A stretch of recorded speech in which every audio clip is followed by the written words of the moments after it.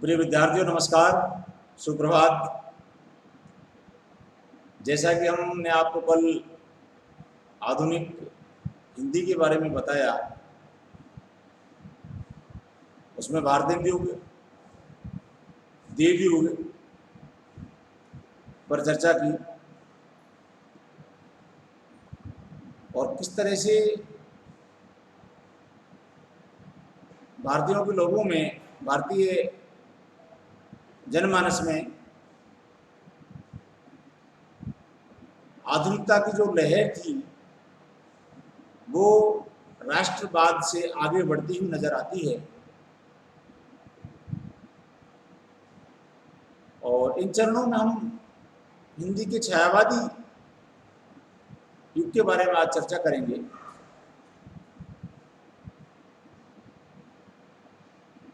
छायावाद निर्मला की जूही की कली, प्रसाद की कानन कुसुम, पंत की पल्लव जैसी नई काव्य चेतना युक्त 1920 के आसपास की जो रचनाएं हैं, रची गई थी, प्रकाशित हुई थी। जबकि छायावाद की प्रौढ़तम जो रचना है, हम मानते हैं इसमें छायावाद की समस्त विशेषताएं देखने को मिलती है। वो 1935 में जयशंकर प्रसाद की कामायनी से आगे बढ़ती है। पंत की वांत 1936 में, नराला की अनामिका 1958 में प्रकाशित हुई। इस प्रकार 1920 से लेके 35 तक का जो काल अवधि है, जो 1920 से 35 तक का जो समय है, वो छायावादी युग के नाम से जाना जाता है। यूं प्रारंभ में छायावाद नाम नई प्रकार की कविताओं के लिए उपहास रूप में प्रयुक्त हुआ। विद्यार्थियों, छायावाद को लोगों ने पहले मजाक के रूप में लिया,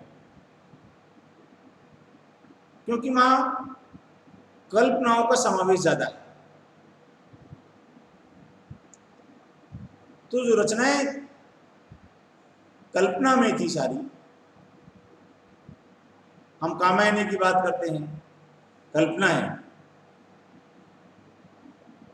तो लोगों ने उसको उपहास के रूप में माना। लेकिन क्या पता था उस तमाम पीढ़ी को आने वाला समय या फिर ये छायावाद हिंदी में एक अपना अहम स्थान रखेगा, या मैं कहूं हिंदी साहित्य में छायावाद का एक बहुत बड़ा रोल है।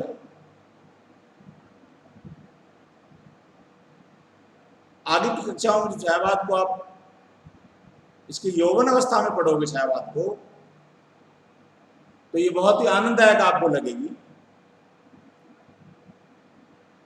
किंतु कालांतर में यही इस काव्यधारा के लिए आगे बढ़ा।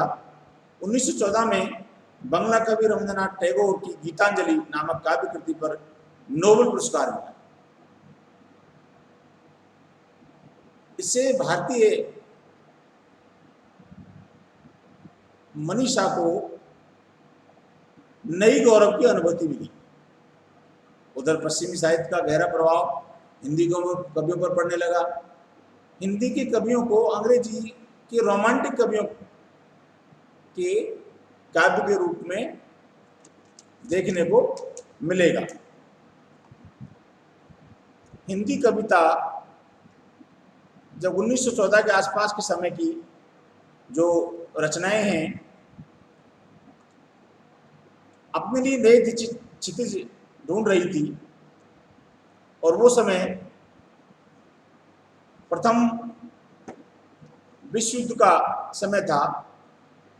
स्वतंत्रता आंदोलन का नेतृत्व गांधी जी के हाथों में समय आ चुका था, और भारतीय जीवन की स्थिति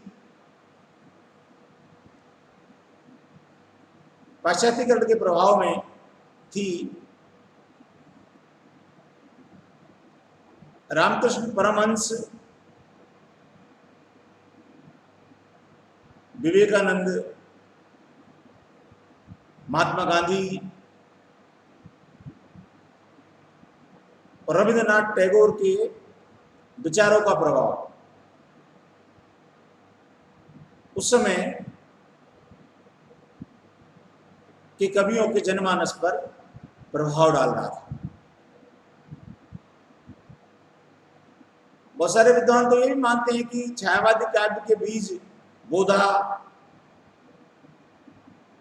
आनंद, घनानंद और भारतेंदु के स्वच्छंदतावाद जो विचारधारा थी उसमें छायावाद था। या फिर हम यूं कहें कि छायावाद के बीज उनकी रचनाओं में मिलते हैं तथा द्विधिकालीन इतिवृत्तात्मकता, उपदेशात्मकता, नीरसता तथा स्थूलता की प्रतिक्रिया। क्योंकि विद्यार्थियों, हम पूरी तरह ही नियम और सार गर्भित ही बातें करेंगे तो थोड़े समय के बाद हमारा मन एक आनंद ढूंढता है। और मैं क्यों कहूं साहित्य के माध्यम से कि प्रेम की बातें ढूंढता है। छायावाद में वो था, छायावाद में वो है।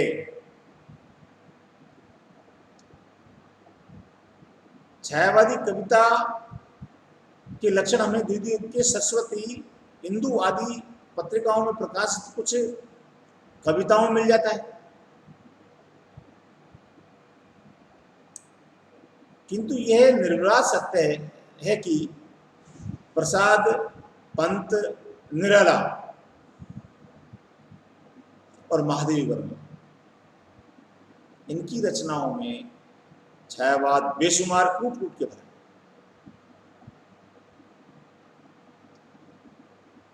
जब पंत, प्रसाद, निराला और महादेवी वर्मा की रचनाओं को पढ़ते हैं, आगे मैं चाहता हूं कि आप हिंदी से एमए करेंगे तो आपको एक कवि पूरा ही पढ़ना पड़ेगा, तो यह बहुत आनंददायक है। छायावादी काव्य में अमूर्त और अशरीरी सौंदर्य चित्रण की प्रवृत्ति सबसे प्रमुख है। अर्थात अमूर्त और अशरीरी सौंदर्य, शरीर के सौंदर्य के प्रति सभी लालायित होते हैं,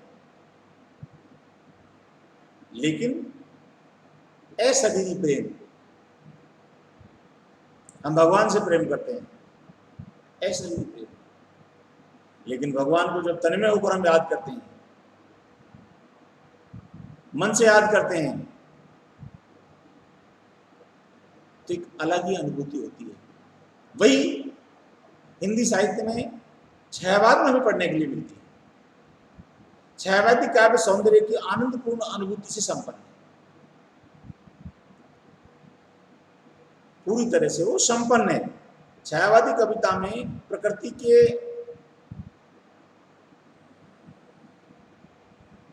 बहुत ही करीब जाकर तथा मानव के आंतरिक सौंदर्य की ललक मिलती है। आंतरिक सौंदर्य, मन का सौंदर्य। इन कवियों ने प्रकृति के नाना रूपों का अंतरात्मा तथा अव्यक्त सत्ता के अद्भुत सौंदर्य को देखा है। मैंने बताया जिसको हमने देखा ही नहीं, जिसके बारे में केवल कल्पना है, और विद्यार्थियों कल्पना करने मात्र से यदि हमें एक अच्छे सुख की अनुभूति होती है तो उस कल्पना करने में कोई परेशानी की बात नहीं है।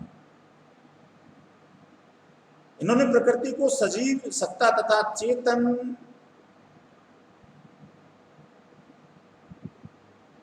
संपन्न माना।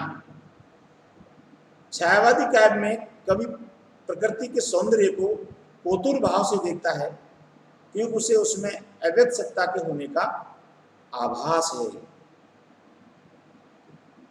पूरी प्रकृति में छायावादी कवि एक असीम सत्ता को देखता है, एक असीम सुख को देखता है।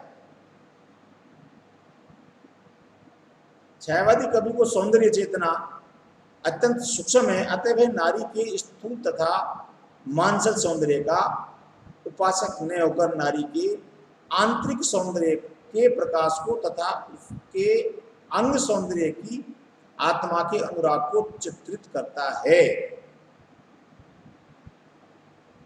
बात आपके आई समझ में कि नारी के मानसिक रूप से परहेज है, नारी के बाहरी सौंदर्य से लालायित नहीं है उसका मन कवि का, वो नारी के आंतरिक मन के प्रति लालायित है। इसलिए छायावादी काव्य में चित्रित प्रेम का नव रूप भी अत्यंत उदात्त है। वह स्त्री पुरुष के दैहिक वासना में से परे एक अज्ञात प्रेम की परिकल्पना करता है। हम सीधी भाषा में बात करें तो वहां बहुविलास नहीं, बहुविलास से परे हटकर वो चीजें।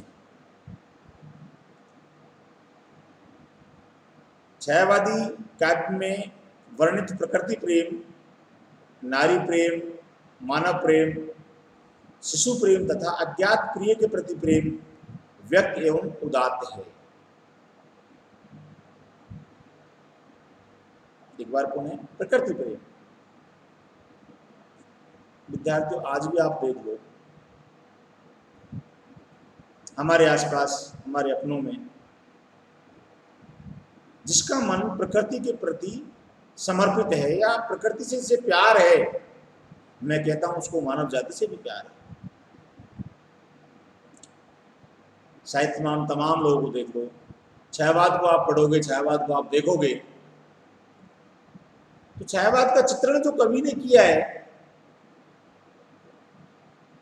नदी नालों, पहाड़ों, पर्वतों के बीच में कंदराओं में बैठकर वो कल्पना करता है और वो सुख देता है।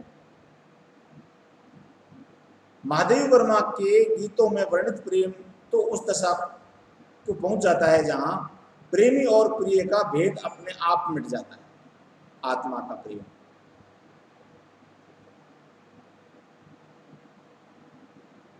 महादेव वर्मा की जो कविताएं हम आगे पढ़ेंगे विद्यार्थियों, आत्मा का प्रेम है।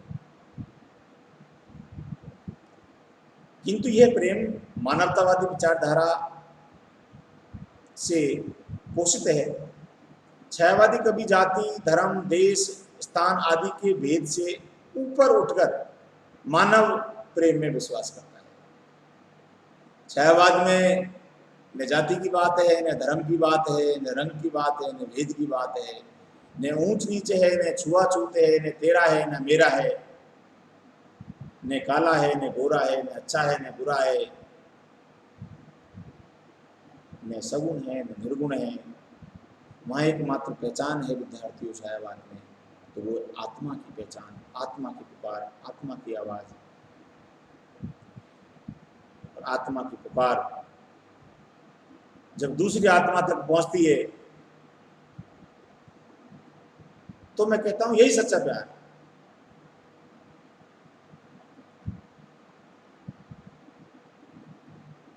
अब हम दूसरी भाषा में बात कर, दूसरे तरीके से इस बात को हम कहें, विश्व बंधुत्व की भावना या विश्व प्रेम की बात छायावाद करता है।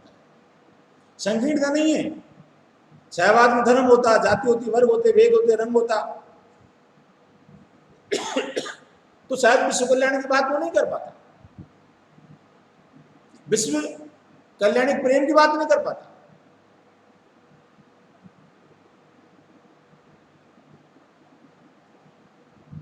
और यही मानव जीवन में सारी विषमताओं को मिटाकर दुखी मानवता को सुख देने का प्रदान करता है। मैं फिर कहता हूं विद्यार्थियों, वे साहित्य नहीं है जो रोते हुए व्यक्ति के आंसू नहीं पहुंच सके, जो लोगों के चेहरों पर मुस्कान नहीं ला सके। वो साहित्य नहीं है जो लोगों के दुख को दूर कर सके। इसीलिए छायावाद में देखते हैं हम कि विश्व मानवता की पहचान आपको देखते हैं।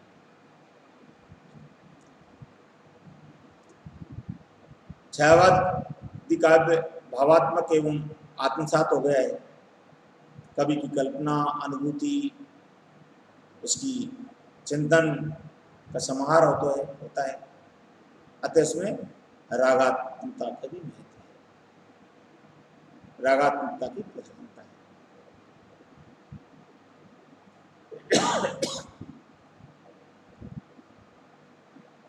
और इसलिए तमाम छायावादी जो काव्य है वो गीति काव्य है, यानी उनको गा सकते हैं, उनको कविता के रूप में गुनगुना सकते हैं। ले चल मुझे बुलावा देकर मेरी नाविक धीरे धीरे प्रसाद जी कहते हैं। महादेवी जी कहती है मैं नीर भरी दुख की बदली।